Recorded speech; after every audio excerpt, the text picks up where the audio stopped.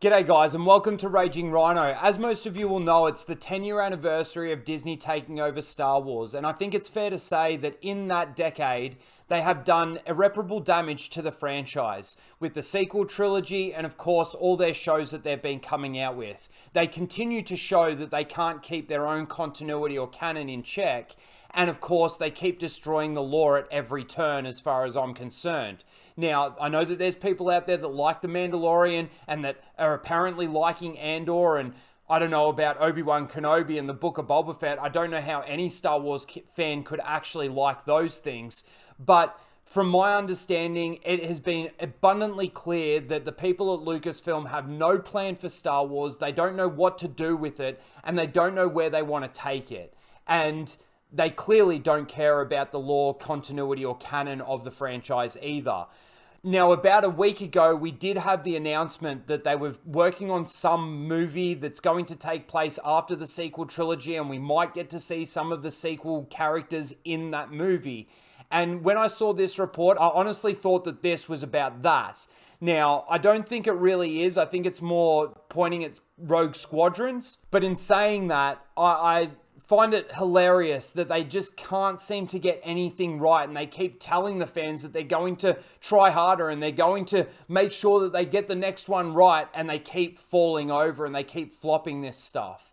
Now, again, with Andor, I don't know who's watching that. I know that there's a lot of Star Wars fans out there, or were Star Wars fans out there, that aren't watching it. And that it seems that the only people that are watching it are the SEALs, the ones that are just like, oh my God, I saw a TIE fighter. Or they're just the shills, the fence riders, and of course the Disney Star Wars fans, like the ones that just like the sequel trilogy because it's got Star Wars in the title.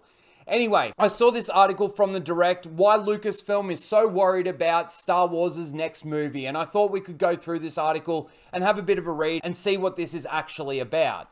So let's go through this. For the time being, the next Star Wars film is scheduled for a December 2025 theatrical release. The previously slated movie, I think that's supposed to be, Rogue Squadron, won't be meeting its 2023 window and has instead been shelved.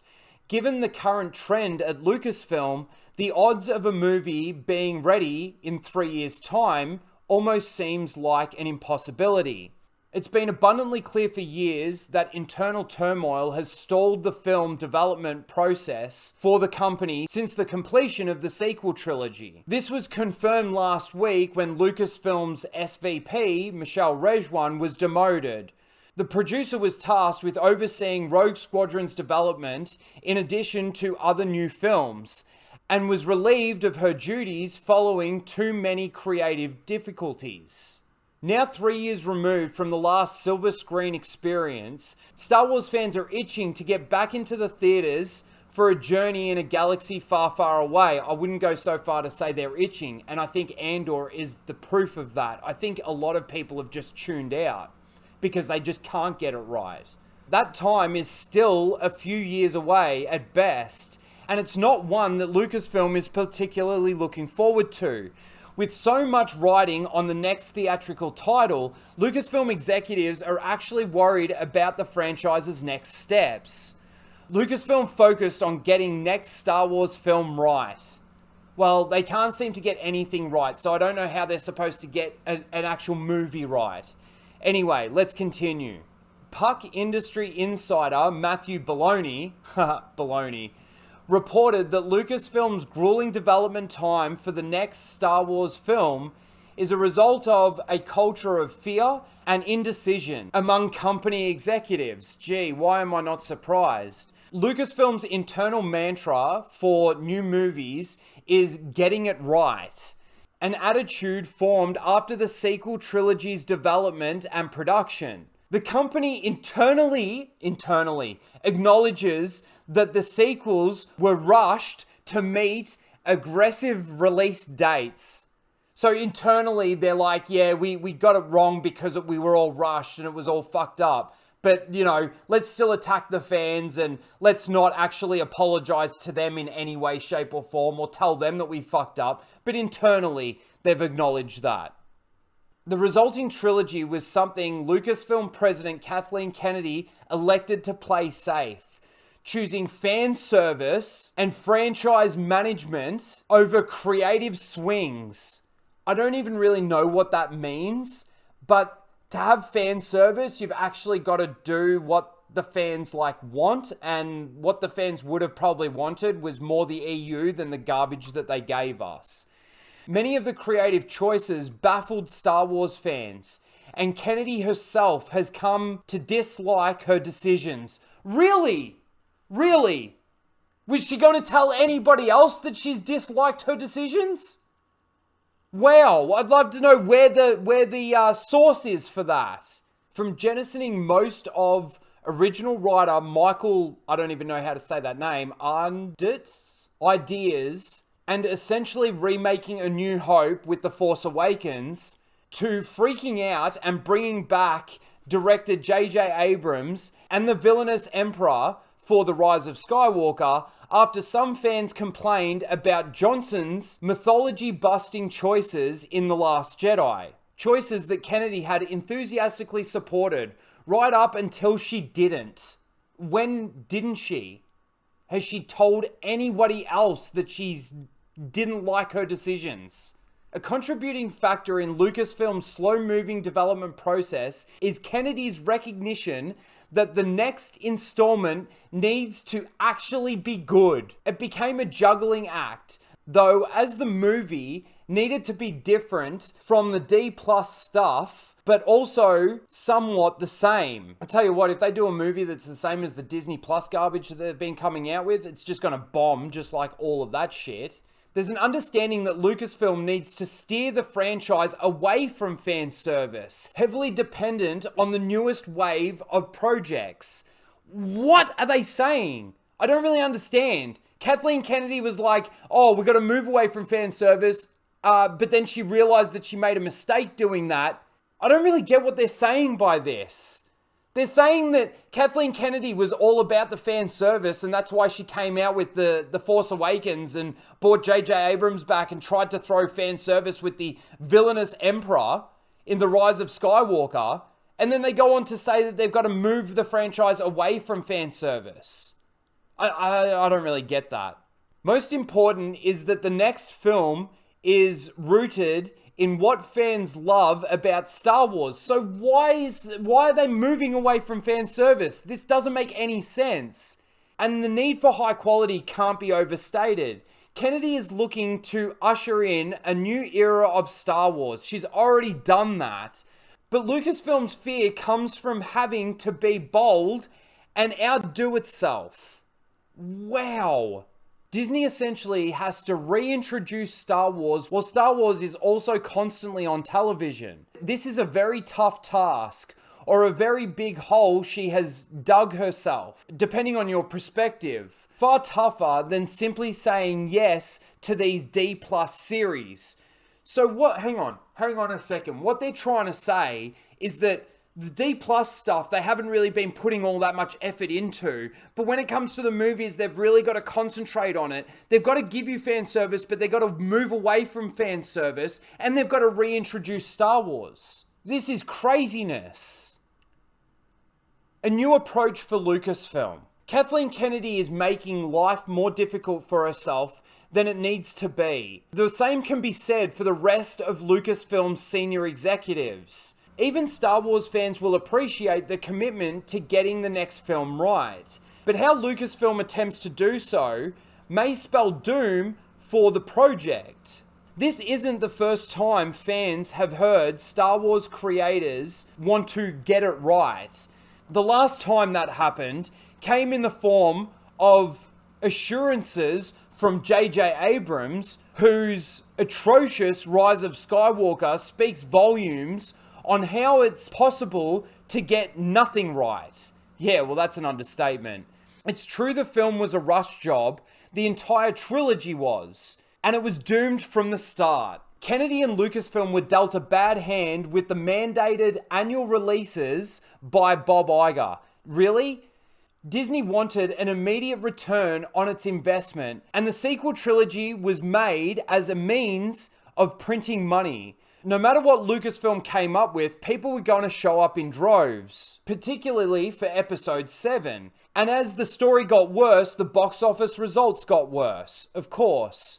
George Lucas made his Star Wars movies out of passion. He considered each of them his child. The reason Lucas's films appealed to so many audiences was because he had a story to tell. So long as Lucasfilm and Disney are trying to pump out product rather than introduce worthy stories, they'll never capture the same magic the maker did. Tossing out his ideas will never help either. Well, it's a bit late for that. The Disney Plus side is doing better on that front. The Mandalorian is a worldwide sensation, encapsulating the fun, influences, and themes of Lucas's films. I beg to differ on that. It's got a cheap budget, but it absolutely works. Andor is a sensational addition to the franchise. Who's watching it? One that will likely see more viewership once word of mouth gets more people in front of the TVs over the coming months. You're kidding, aren't you? You're absolutely kidding. The only people that are watching this are the Disney SEALs. But the movies are still missing the magic touch. The sequel trilogy was terribly written. Andor has outclassed those films to an embarrassing degree. Wow. Fan service was certainly an issue, and it's a plus that Kennedy recognizes that, even if the Emperor will always somehow have returned in canon. A new film shouldn't be antagonistic and deconstructive, but rather builds on the vast universe that already exists. What was the EU?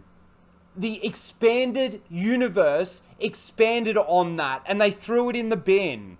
There's no need to reinvent the wheel. Fresh and new doesn't mean tarnishing the legacy of beloved heroes for the sake of surprise. Surely there are superfans currently working in the industry. Creators that don't need to pull every toy out of the box, but can use them sparingly when appropriate. Writers and directors with Star Wars visions the world needs to see. There are people to talk to. Lucasfilm is right to be worried. Star Wars fans are loyal. Well, most Star Wars fans, I would say the ones that are checked out are the ones that are loyal. Star Wars fans are loyal, but they won't tolerate mediocrity and cancellations forever.